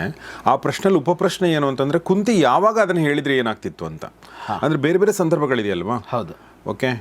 ಸೊ ಫಾರ್ ಎಕ್ಸಾಂಪಲ್, ಈಗ ಪಾಂಡವರು ಹುಟ್ಟೋಕಿನ ಮುಂಚೆನೇ ಅದನ್ನು ಒಂದು ವೇಳೆ ಆಕೆ ಪಾಂಡವಿಗೆ ಹೇಳಿದರೆ, ಮತ್ತು ಪಾಂಡವರು ಬೆಳೀತಾನೆ ಕರ್ಣ ನಮ್ಮ ಅಣ್ಣ ಅಂತ ಗೊತ್ತಿದ್ರೆ ಅದು ಬೇರೆ ಆಗಿರೋದು ಅಲ್ವಾ? ಹೌದು. ಈ ಯುದ್ಧಕ್ಕಿಂತ ಮುಂಚೆ ಹೇಳಿದರೆ ಅದು ಏನಾಗಿರೋದು? ಈ ಥರ ಬೇರೆ ಬೇರೆ. ಈಗ ಪಾಂಡವಿಗೆ ಅವಳು ಅದನ್ನು ಹೇಳಿದರೆ ಇವರು 5 ಜನ ಹುಟ್ಟುವ ಸನ್ನಿವೇಶವೇ ಬರ್ತಾ ಇರಲಿಲ್ವೇನೋ ಅಂತ ಅನಿಸುತ್ತೆ. ಪಾಂಡವಿಗೆ ಏನಾಗಬೇಕಾಗಿತ್ತು? ತನಗೆ ಮಕ್ಕಳು ಅಂತ ಬೇಕಾಗಿತ್ತು. ಈಗ ಅದರ ಪ್ರಕಾರ ಅವಳ ಮಗ ಅವನ ಮಗ ಅಂತ ಅನ್ನಿಸಿಕೊಳ್ತಾನೆ ಅಂತ ಒಂದು. ಆದರೆ ಪಾಂಡು ತನ್ನದೇ ಮಗು ಬೇಕು ಅಂತ ಅಪೇಕ್ಷಿಸಿದರೆ ಆ ರಹಸ್ಯವೂ ಗೊತ್ತಾಗಿ ಮಕ್ಕಳು ಆಗ್ತಾಯಿದ್ರು ಕರ್ಣನನ್ನು ಹುಡುಕ್ತಾ ಇದ್ದಾಗ. ಈಗ ಪಾಂಡುವಿನ ನಿಲುವು ಕ್ರಮಗಳನ್ನು ಗಮನಿಸಿದರೆ ಅವನು ಕರ್ಣನನ್ನು ಖಂಡಿತವಾಗಿ ಸ್ವೀಕಾರ ಮಾಡ್ತಾ ಇದ್ದಾಗ ಆವಾಗ ಹೇಳಿದರೆ ಅಂತ. ಮುಂದೆ ಅಂತ ಬಂದಾಗ ಪಾಂಡವರು ಬೆಳೀತಾ ಇದ್ದಾಗ ಆಗ ಕರ್ಣ ಅಲ್ಲಿ ಕಾಣಿಸ್ಕೊಂಡನಲ್ಲ. ಈ ಕರ್ಣ ಕೊಂಡಿದ್ದ ಆಮೇಲೆ ಅವಳಿಗೆ, ಈಗ ಅಲ್ಲಿ ಪಾಂಡುವಿನ ಜೊತೆಗಿದ್ದಾಗ ಕರ್ಣ ಕಾಣಿಸಿಲ್ಲ ಅವಳಿಗೆ. ಅದೆಲ್ಲ ಮುಗಿದು ಹಸ್ತಿನಾಪುರಕ್ಕೆ ಬಂದು ಸುದೀರ್ಘ ಕಾಲ ಇದಾದ ಮೇಲೆ ಅವಳಿಗೆ ಕಾಣಿಸಿದ್ದು. ಗುರುಕುಲದಲ್ಲಿದ್ದರೂ ಕೂಡ ಗುರುಕುಲದಲ್ಲಿ ಕರ್ಣ ಇದ್ದಾನೆ ಅಂತ ಗೊತ್ತಿಲ್ಲ ಕುಂತಿಗೆ. ಅಲ್ಲಿ ಏನೋ ನಡೆದಿದೆ. ಈಗ ಕರ್ಣನಿಗೆ ಇವ್ರ ಮೇಲೆ ಒಂದು ಅಸೂಯೆ ಹುಟ್ಟುಕೊಂಡಿದೆ, ದುರ್ಯೋಧನ ಪಕ್ಷ ಸೇರಿದ್ದಾನೆ, ಅದೆಲ್ಲ ಆಗಿದೆ. ಆದರೆ ಅವಳಿಗೆ ಗೊತ್ತಿಲ್ಲ ಅವನು ಯಾರು ಅಂತ. ಕರ್ಣ ಅಂತ ಒಬ್ಬ ಇದ್ದಾನೆ ಅಂತ ಗೊತ್ತಿರ್ಬೋದು, ಅವನು ತನ್ನ ಮಗ ಅಂತ ಗೊತ್ತಿದ್ದ ಅವನನ್ನು ನೇರ ನೋಡಿದಾಗ. ಅವಳು ನೋಡುವ ಸಂಭವವೇ ಇಲ್ಲ. ಅವಳು ನೋಡಿದ್ದು ಯಾವಾಗ ಅಂದರೆ ಶಸ್ತ್ರಾಸ್ತ್ರ ಪ್ರದರ್ಶನದ ಹೊತ್ತಲ್ಲಿ ನೋಡಿದಾಗ ಅವಳಿಗೆ ಗೊತ್ತಾಗಿತ್ತು. ಆಗ ಅವಳು ಹೇಳಬೇಕು, ಅದರ ಅನಂತರ ಹೇಳಬೇಕು ಅವಳು. ಅದರ ಅನಂತರ ಹೇಳಿದ್ದಿದ್ದರೆ ಯುಧಿಷ್ಠಿರಾದಿಗಳ ನಿಲುವು ಬದಲಾಗ್ತಾ ಇತ್ತು, ಬಹಳ ಪ್ರಮಾಣದಲ್ಲಿ ಬದಲಾಗ್ತಾ ಇತ್ತು. ಮತ್ತು ಇಡೀ ವ್ಯವಸ್ಥೆ ಬೇರೆ ಥರ ಯೋಚನೆ ಮಾಡೋದಕ್ಕೆ ಆರಂಭ ಮಾಡ್ತಾ ಇತ್ತು ಅಂತ ಅನಿಸುತ್ತೆ.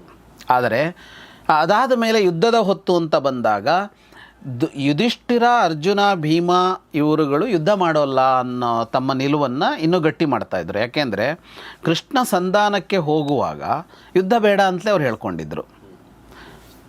ಯುದ್ಧ ಅವ್ರಿಗಿಷ್ಟ ಇರಲಿಲ್ವಲ್ಲ. ಹಾಗಾಗಿ ಇವರಿಷ್ಟೂ ಜನ ಯುದ್ಧ ಬೇಡ ಅನ್ನುವ ತಮ್ಮ ನಿರ್ಣಯವನ್ನು ಗಟ್ಟಿಗೊಳಿಸ್ತಾ ಇದ್ದರು.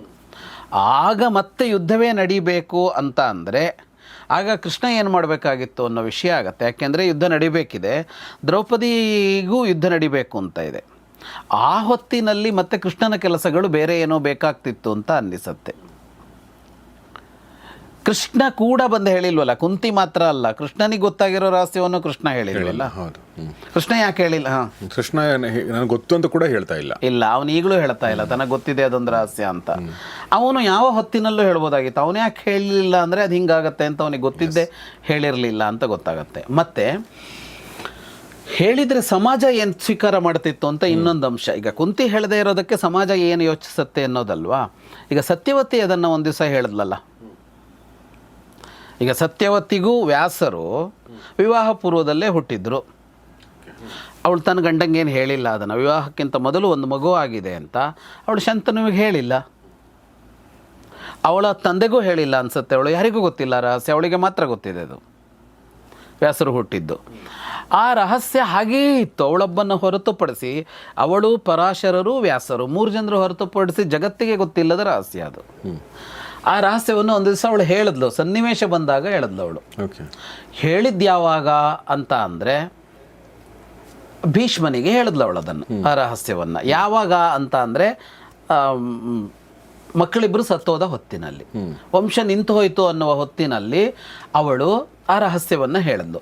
ಆ ಹೊತ್ತಿನಲ್ಲಿ ಸತ್ಯವತಿಯ ರಹಸ್ಯ ಹೇಳಿದ್ಲಲ್ಲ, ಅಲ್ಲಿಯವರೆಗೆ ಹೇಳದೇ ಇದ್ದವಳು ಆಗ ಹೇಳಿದ್ಯಾಕೆ ಅಂತ ಒಂದು ಬರುತ್ತೆ. ಯಾಕೆ ಅಂತ ಅಂದಾಗ ಅವಳು ತಕ್ಕಡಿ ಇಟ್ಟು ತೂಗಿದಾಳೆ. ಈಗ ನಾನು ಈ ರಹಸ್ಯವನ್ನು ಹೇಳಿ ಜಗತ್ತೇನು ಅಂದ್ಕೊಳ್ತೋ ಅಂದ್ಕೊಳ್ಳಿ, ನಾನಂತೂ ಈ ರಹಸ್ಯವನ್ನು ಹೇಳಿಬಿಡ್ತೀನಿ, ಜಗತ್ತಿನ ಇದನ್ನು ನಾನು ಸ್ವೀಕಾರ ಮಾಡ್ತೀನಿ ಅಂತ ಒಂದು ಕಡೆ. ಅಂದರೆ ಅದರಿಂದಾಗಿ ಬರುವ ಪ್ರತಿಕ್ರಿಯೆಗಳೇನು ಅಂದ್ರೇನು? ಅಭಿಪ್ರಾಯಗಳು ಮಾತ್ರ, ಮತ್ತೇನು ಮಾಡೋಕ್ಕಾಗಲ್ಲ ಸತ್ಯವತಿಯನ್ನು. ಈ ಕಡೆಯಲ್ಲೇನು ಅಂತ ಅಂದರೆ ನಿರ್ವಂಶ ಆಗಿದೆ ಅಂತ ಅನ್ನೋದು. ಈ ಎರಡನ್ನೂ ತಕ್ಕಡಿಯಲ್ಲಿಟ್ಟು ತೂಗಿದಾಗ ಒಂದೊಮ್ಮೆ ನನ್ನ ಕುರಿತು ಏನೋ ಅಂದುಕೊಂಡ್ರೂ ಕೂಡ ವಂಶ ಮುಂದುವರಿಬೇಕು, ಅದು ಮುಖ್ಯ ಅಂತ ಅವಳು ಯೋಚಿಸಿರ್ತಾಳೆ. ಕುಂತಿಗೆ ಏನಾಗಿದೆ ಅಂದರೆ ಇಂಥ ಯಾವ ಸನ್ನಿವೇಶವೂ ಬರಲೇ ಇಲ್ಲ. ಆದರೆ ಕುಂತಿಗೆ ಅವತ್ತು ಬಂದಿತ್ತು, ಅವಳು ಇದಕ್ಕೆ ಸಿದ್ಧ ಇರಲಿಲ್ವಲ್ಲ, ನಿಯೋಗಕ್ಕೆ ಸಿದ್ಧ ಇರಲಿಲ್ಲ. ಈಗ ಪಾಂಡು ಮಕ್ಕಳು ಬೇಕು ಅಂತಂದಾಗ ಪಾಂಡುಗೆ ಶಾಪ ಇದೆ. ಆಗ ಈ ಮಂತ್ರದ ವಿಷಯ ಹೇಳಿದವಳು ಅವಳೇನೆ, ತನಗೆ ಈ ಮಂತ್ರೋಪದೇಶ ಇದೆ ಅಂತ. ಆದರೆ ಪಾಂಡು ಹೇಳಿದರೂ ಅವಳನ್ನು ಒಪ್ಪಿಸೋದಕ್ಕೆ ಅವನು ಭಾಳ ಕಷ್ಟಪಟ್ಟ ನಿಯೋಗಕ್ಕೆ. ಆದರೆ ಆ ಹಂತದಲ್ಲೂ ಅವಳು ಹೇಳಲಿಲ್ಲ ಅದನ್ನು. ಯಾಕೆಂದರೆ ಕುಂತಿಗೆ ಸಾಧ್ಯ ಆಗಲಿಲ್ಲ ಅದು ಹೇಳೋದಕ್ಕೆ ಅಂತಲೇ ಅರ್ಥ. ಎಕ್ಸಾಕ್ಟ್ಲಿ. ಹಾಗಾಗಿ ನೀವು ಹೇಳಿದಾಗೆ ಸಂಭವನೀಯತೆಯನ್ನು ನೋಡಿದ್ರೆ ಯಾವ ಸಂದರ್ಭದಲ್ಲಿ, ಈ 3 ಸಂದರ್ಭವನ್ನು ನೀವು ಕೊಟ್ಟರಲ್ಲ, 3 ಸಂದರ್ಭದ ಯಾವ ಹೊತ್ತಿನಲ್ಲಿ ಹೇಳಿದ್ರು ಆ ಇಡೀ ಇದು ಬೇರೆ ಥರ ಹೋಗ್ತಾ ಇತ್ತು. ಎಕ್ಸಾಕ್ಟ್ಲಿ. ಆಮೇಲೆ ಕೃಷ್ಣನ ಒಂದು ನಾನು ಅಂದರೆ ಮೌನದ ಹಿಂದಿನ ಅಂದ್ರೆ ಯೋಚನೆ ಮಾಡಿದರೆ ಇಲ್ಲಿಂದರೆ ಧರ್ಮ ಮತ್ತು ಅಧರ್ಮ 2 ಪಾಳೆಯ ಸ್ಥೂಲವಾಗಿ. ಹೌದು. ಅದು ಏನಿದೆಯಲ್ಲ ಅದು ಅದು ಅದು ಡಿಸ್ಟರ್ಬ್ ಆಗ್ಬಿಡೋದು ಆಗ್ತಿತ್ತು, ಅದೇ ಡಿಸ್ಟರ್ಬ್ ಆಗ್ತಿತ್ತು. ಸೊ ಅವಾಗ ಯುದ್ಧ ಹೇಗೆ ಮಾಡೋಕ್ಕಾಗುತ್ತೆ? ಇಲ್ಲ, ಆಗ್ತಿರ್ಲಿಲ್ಲ.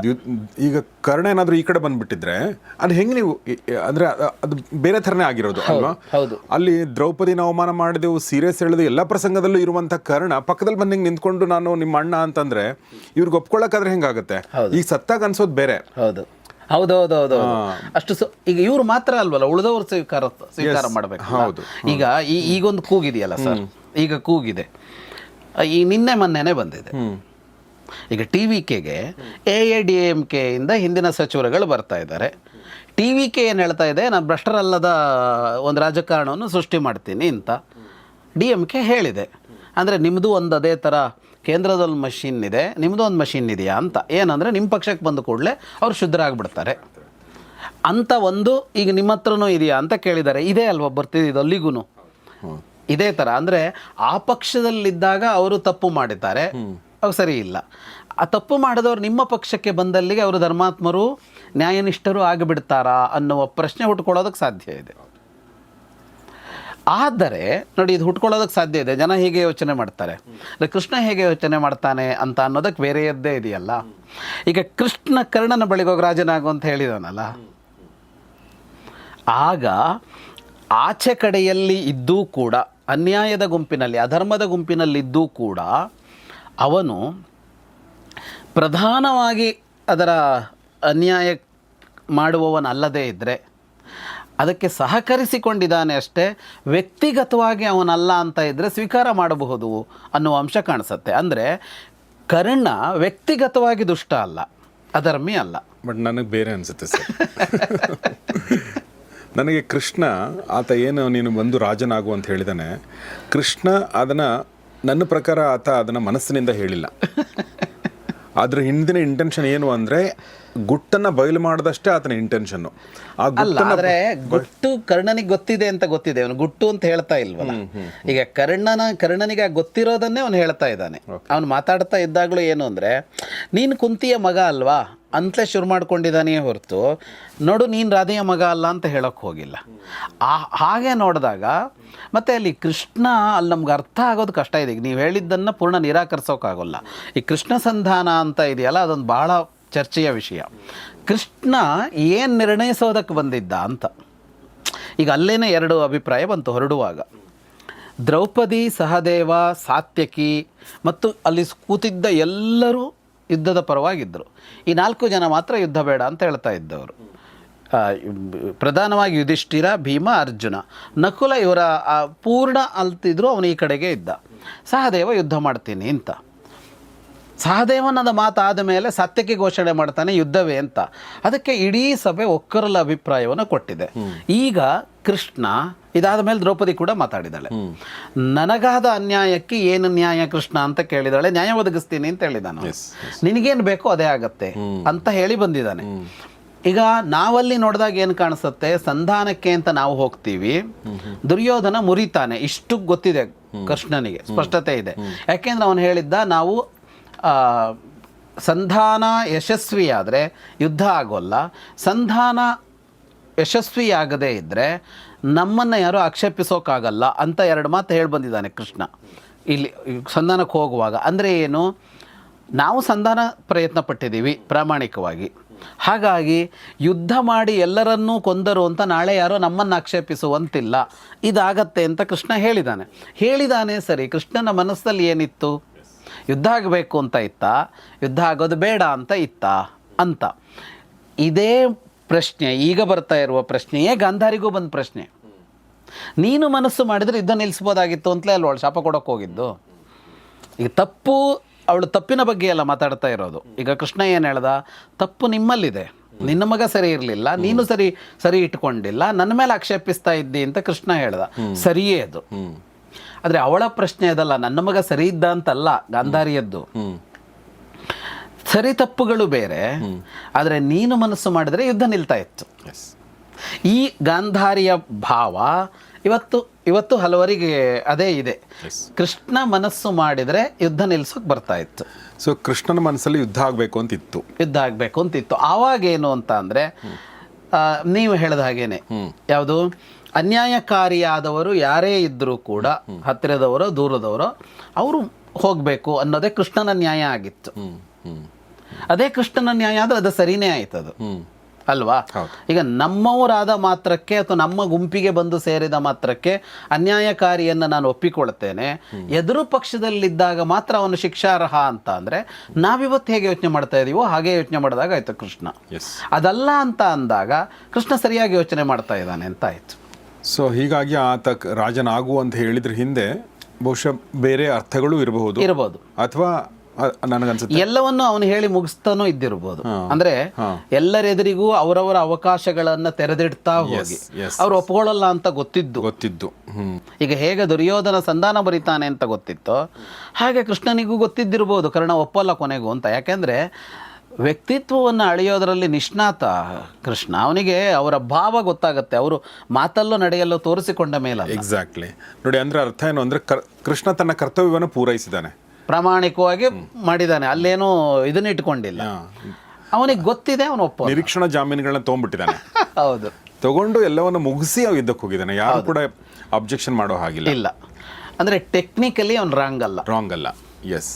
ಆಮೇಲೆ ನೋಡಿ, ಅಂದ್ರೆ ನಮ್ಮ ಮನಸ್ಸಲ್ಲಿ ನಾವು ಅಂದ್ರೆ ಒಳಗಡೆ ಏನಿದೆ ಅಂತ ನೋಡಿದ್ರೆ ಅಂದ್ರೆ ಅಲ್ವಾ, ಈಗ ಆಪ್ಷನ್ ಕೊಡ್ತಾ ಇದ್ದೀನಿ, ಯುದ್ಧ ನೋಡಪ್ಪ, ಯುದ್ಧ ಬೇಡ ಅಂತ ದುರ್ಯೋಧನಿಗೆ ಹೇಳ್ತಾ ಇದ್ದಾನೆ. ಆದ್ರೆ ದುರ್ಯೋಧನ ಒಂದ್ ವೇಳೆ ಆಯ್ತು ಯುದ್ಧ ಬೇಡ ಅಂತ ಅಂದಿದ್ರೆ ಏನಾಗ್ತಿತ್ತು ಅನ್ನೋದು ಬೇರೆ ಪ್ರಶ್ನೆ, ಯುದ್ಧ ಆಗದೆ ಇರ್ಬೋದು. ಆದ್ರೆ ಕೃಷ್ಣನ ಮನಸ್ಸಲ್ಲಿ ಯುದ್ಧ ಆಗಬೇಕು ಅಂತಾನೆ ಇದೆ. ಯಾಕೆಂದ್ರೆ ಒಂದಷ್ಟು ಜನ ತಪ್ಪು ಮಾಡಿದ್ರೆ ಅವ್ರಿಗೆ ಶಿಕ್ಷೆ ಆಗ್ಬೇಕು ಅಂತ, ಒಂದಷ್ಟು ಜನಕ್ಕೆ ಅನ್ಯಾಯ ಆಗಿದಾಗ ನ್ಯಾಯ ಸಿಗ್ಬೇಕು ಅಂತ. ಹೌದು. ಅದ್ರ ಜೊತೆಗೆ ಇನ್ನೊಂದಾಗಿದೆ ಸರ್, ಒಂದು ಅನ್ಯಾಯ ನಡೆದಾಗ ಈಗ ಅನ್ಯಾಯ ಮಾಡಿದವರ ಜೊತೆಗೆ ಜಗತ್ತಿನ ದೊಡ್ಡ ತಂಡ ನಿಂತಿದೆ ತಮ್ಮ ತಮ್ಮ ಕಾರಣಕ್ಕಾಗಿ. ಇದು ಭಾಳ ಮುಖ್ಯ ವಿಷಯ ಆಗುತ್ತೆ. ನಾವು ಈ ವಿಷಯವನ್ನು ಚರ್ಚೆಗೆ ತಂದ್ಕೊಳ್ಳೇಬೇಕಾಗತ್ತೆ. ಏನಾಗಿದೆ ಈಗ ಅಂದರೆ, ಕೃಷ್ಣ ಸಂಧಾನಕ್ಕೆ ಹೋದ ಹೊತ್ತಿನಲ್ಲಿ ಹಸ್ತಿನಾಪುರದಲ್ಲಿ ಮೊದಲಿಂದ ಏನಿತ್ತು, ದುರ್ಯೋಧನ, ಶಕುನಿ, ಕರ್ಣ, ದುಶ್ಯಾಸನ 4 ಜನ ತಪ್ಪು ಮಾಡುವವರು ಅಂತ ಲೆಕ್ಕ. ಉಳಿದವರು ಯಾರು? ಆ ತಪ್ಪಿಗೆ ಒಪ್ಪದೇ ಇರೋರು. ಧೃತರಾಷ್ಟ್ರ ಒಬ್ಬ ಅವಾಗವಾಗ ಒಪ್ತಾ ಇದ್ದ. ಭೀಷ್ಮ, ದ್ರೋಣ, ಕೃಪಾ, ವಿದುರ, ಸಂಜಯ, ಇನ್ನುಳಿದ ಪ್ರಜೆಗಳು, ಇನ್ನುಳಿದ ಅಧಿಕಾರಿಗಳು ಯಾರೂ ಅಲ್ಲಿ ಇವರ ಪರವಾಗಿಲ್ಲ. ಆದರೆ ಯುದ್ಧದ ಹೊತ್ತು ಬಂದಾಗ ಇಡೀ ಜಗತ್ತಿನ ಈ ಹಸ್ತಿನಾಪುರದ ಈ ಗಣ್ಯರೂ ಸೇರಿ 11 ಅಕ್ಷೌಹಿಣಿ ಸೇನೆ ಅವ್ರ ಜೊತೆಗೆ ಹೋಗಿದೆ ಅಂತ ಅಂದರೆ ಜಗತ್ತಿನ ಒಟ್ಟು ಎಷ್ಟು ರಾಷ್ಟ್ರಗಳು ಅಂತ ಯೋಚನೆ ಮಾಡಿದರೆ 11 ಅಕ್ಷೌಹಿಣಿ ಸೇನೆ ಮತ್ತು 7 ಅಕ್ಷೌಹಿಣಿ ಸೇನೆಯಲ್ಲಿ 100 ರಾಜ್ಯಗಳು ಭಾಗವಹಿಸಿದವಲ್ಲ. ಅದರಲ್ಲಿ ಸುಮಾರು 70% ದೇಶಗಳು ದುರ್ಯೋಧನ ಜೊತೆ ನಿಂತುಕೊಂಡು. ಈಗ ಪ್ರಶ್ನೆ ಬರೋದು, ಹಾಗಿದ್ರೆ ಹೀಗೆ ಅನ್ಯಾಯ ಮಾಡುವವರ ಜೊತೆಗೆ ಇದನ್ನು ಕಿತ್ಕೊಳ್ಳೋರು, ಯಾರ ಸೀರೆಯನ್ನು ಪಬ್ಲಿಕ್ಕಲ್ಲಿ ಸೆಳೆಯೋರ ಜೊತೆಗೆ ನೀವು ರಾಜರುಗಳು ಹೀಗೆ ಹೋಗ್ತೀರಿ ಅಂತ ಅಂದರೆ ನೀವುಗಳು ಉಳಿಬಾರ್ದು ಅಂತಲೇ ಆಯ್ತಲ್ಲ, ಅವರು ಶಿಕ್ಷಾರ್ಹರಾಗ್ತಾರಲ್ಲ. ಆ ಅಂಶ ಭಾಳ ಮುಖ್ಯವಾಗಿದೆ ಅಂತ. ಸೊ ಆ ಟೈಮಲ್ಲಿ ಅಂದರೆ ದುರ್ಯೋಧನ ಅಂದರೆ ಆ ಮನಸ್ಥಿತಿ ಹೆಚ್ಚಾಗಿತ್ತು. ಈ ಸೀರೆ ಸೆಳೆಯುವಂಥ ಮತ್ತು ಅವ್ರನ್ನ ಸಪೋರ್ಟ್ ಮಾಡುವಂಥ ಮನಸ್ಥಿತಿ ಏನು ಹೆಚ್ಚಾಗಿತ್ತು, ಅದಕ್ಕೊಂದು ಕೊನೆ ಹಾಡುವಂಥ ಪ್ರಸಂಗ ಬೇಕಾಗಿತ್ತು. ಅದು ಈ ಯುದ್ಧ ಆಯಿತು ಅಂತ ನನಗನ್ಸುತ್ತೆ. ಹೀಗೆ ನಗುಹ್ಯಂ ಧಾರಯಿಷ್ಯಂತಿ, ನಾವು ಈ ಕಥೆಗೆ ಹಿಂದಿರುಗಿ ಬಂದರೆ ಒಂದು ಶಾಪ ಕೊಟ್ಟ ಯುಧಿಷ್ಠಿರ, ಸ್ತ್ರೀಯರಿಗೆ ರಹಸ್ಯವನ್ನು ಕಾಪಾಡಿಕೊಳ್ಳೋದಕ್ಕೆ ಆಗದೇ ಇರಲಿ ಅಂತ ಒಂದು ಶಾಪ ಕೊಟ್ಟ ಅಂತ ಅನ್ನೋದು. ಇಷ್ಟು ಹೇಳಿದ ಮೇಲೂ ಕೂಡ ಅವನು ಅದೇ ದುಃಖದಲ್ಲಿ ಇದ್ದ ಅಂತ. ಸರಾಜ ಪುತ್ರಪೌತ್ರಾಣಾಂ ಸಂಬಂಧಿ ಸುಹೃದಾಂ ತಥಾ ಸ್ಮರನ್ ಉದ್ವಿಗ್ನ ಹೃದಯ ಬಭೂವಾಸ್ ಅಸ್ವಸ್ಥ ಚೇತನಃ. ಮಕ್ಕಳು, ಮೊಮ್ಮಕ್ಕಳು, ಸಂಬಂಧಿಗಳು, ಗೆಳೆಯರು, ಆತ್ಮೀಯರು ಇವರೆಲ್ಲರನ್ನ ನೆನಪಿಸಿಕೊಳ್ಳುತ್ತಾ ಉದ್ವಿಗ್ನ ಹೃದಯದಲ್ಲಿ ಉದ್ವೇಗ ಇತ್ತು ಮತ್ತು ಅಸ್ವಸ್ಥ ಚೇತನಃ, ಅವನ ಮನಸ್ಸಿಗೆ ನೆಮ್ಮದಿ ಅನ್ನೋದು ಇರದೇ ಇದ್ದಂಥ ಪರಿಸ್ಥಿತಿಯಲ್ಲೇ ಇತ್ತು. ಅಂದರೆ ಈಗ ಎಲ್ಲಿಗೆ ಬಂದು ನಿಂತಿದೆ ಅಂತ ಅಂದರೆ, ಯುದ್ಧ ಮುಗಿದು ಕೂಡಲೇ ಇವರು ಹೋಗಿ ಅಧಿಕಾರ ಸ್ವೀಕಾರ ಮಾಡಬೇಕಿತ್ತೇನೋ, ಹೋಗಿಲ್ಲ ಇವರು. ಅದಾದಮೇಲೆ ಎಲ್ಲರಿಗೂ ಅಂತ್ಯ ಸಂಸ್ಕಾರ ಇತ್ಯಾದಿಗಳು ನಡೀತು. 1 ತಿಂಗಳ ಕಾಲ ಅದನ್ನು ಆಚರಿಸಿ ಗಂಗಾ ನದಿ ದಡದಲ್ಲೇ ಉಳಿದ್ರು. ಈಗ ಮುಂದೆ ಇವನು ಹಸ್ತಿನಾಪುರಕ್ಕೆ ಹೋಗಬೇಕಲ್ವಾ, ಅದಕ್ಕೆ ಮುಂದಾಗಬೇಕಲ್ವಾ, ಯುಧಿಷ್ಠಿರ ಹೆಜ್ಜೆ ಇಡ್ತಾ ಇಲ್ಲ. ಎಸ್. ಸೊ ಹೆಜ್ಜೆ ಯಾವಾಗ ಇಡ್ತಾನೆ ಅನ್ನೋದನ್ನು ಮತ್ತು ಈ ಒಂದು ಶಾಪದ ಬಗ್ಗೆ, ಅಂದರೆ ಯುಧಿಷ್ಠಿರ ಶಾಪದ ಬಗ್ಗೆ ಕುಂತಿಯ ಪ್ರತಿಕ್ರಿಯೆ ಇತ್ತ ಹೇಗೆ ಅನ್ನೋದು, ಈ ಎಲ್ಲ ವಿಚಾರಗಳನ್ನ ನಾವು ಮುಂದಿನ ಭಾಗದಲ್ಲಿ ನೋಡೋಣ ಅಂತ ಹೇಳ್ತಾ ಇವತ್ತಿನ ಎಪಿಸೋಡ್ ಮುಗಿಸೋಕ್ಕಿಂತ ಮುಂಚೆ ವಿದ್ವಾನ್ ಜಗದೀಶ್ ಶರ್ಮಾ ಸಂಪಸರಿಗೆ ನಿಮ್ಮೆಲ್ಲರ ಪರವಾಗಿ ಧನ್ಯವಾದಗಳು sir. Thank you very much. Mahabharata ಅಂದ್ರೆ ಅದು ಚರ್ಚೆ, ಮಹಾಭಾರತ ಅಂದ್ರೆ ಅದು ಒಂದು ಸಣ್ಣ ವಾದ, ಒಂದು ಸಣ್ಣ ಸಂವಾದ, ಕೆಲವೊಂದು ಸಲ ವಾಗ್ವಾದ ಎಲ್ಲವೂ ಆಗುತ್ತೆ. ಅದರ ಜೀವಂತಿಕೆ ರಹಸ್ಯನೇ ಅದು. ನನಗೊಂದು ಅನಿಸಿದೆ, ನಿಮಗೊಂದು ಅನಿಸೋದಿದೆಯಲ್ಲ, ಅದೇ ಅದರ ಒಂದು ಶಕ್ತಿ ಅಂತ ನನಗನ್ಸುತ್ತೆ. ಸೊ ಆ ಚರ್ಚೆ ಮೂಲಕನೇ ಏನೋ ಒಂದು ಕಂಡುಕೊಳ್ತಾ ಹೋಗ್ತೀವಿ, ನಾವು ಒಂದು ಕಂಡುಕೊಳ್ತೀವಿ, ನೀವು ಒಂದು ಕಂಡುಕೊಳ್ತೀವಿ ಅಂತ ನನಗನ್ಸುತ್ತೆ. ಆ ಮೂಲಕ ಏನೋ ಸರಿ ಮಾಡ್ತಾ ಹೋಗ್ತೀವಿ ಪ್ರಾಯಶಃ ಅಂತ ಅನಿಸುತ್ತೆ. ಸೊ ಅಷ್ಟು ಹೇಳ್ತಾ ಇವತ್ತಿನ ಎಪಿಸೋಡ್ ಮುಗಿಸ್ತಾ ಇದ್ದೀನಿ. ಮುಂದಿನ ಭಾಗದಲ್ಲಿ ಮತ್ತಷ್ಟು ವಿಚಾರಗಳು ನೋಡೋಣ. ನೋಡ್ತಾರೆ ಗೌರಿ ಶಕ್ತಿ ಸ್ಟುಡಿಯೋ, ನೋಡ್ತಾರೆ ಮಹಾಭಾರತ ರಹಸ್ಯಗಳು. ನಮಸ್ಕಾರ.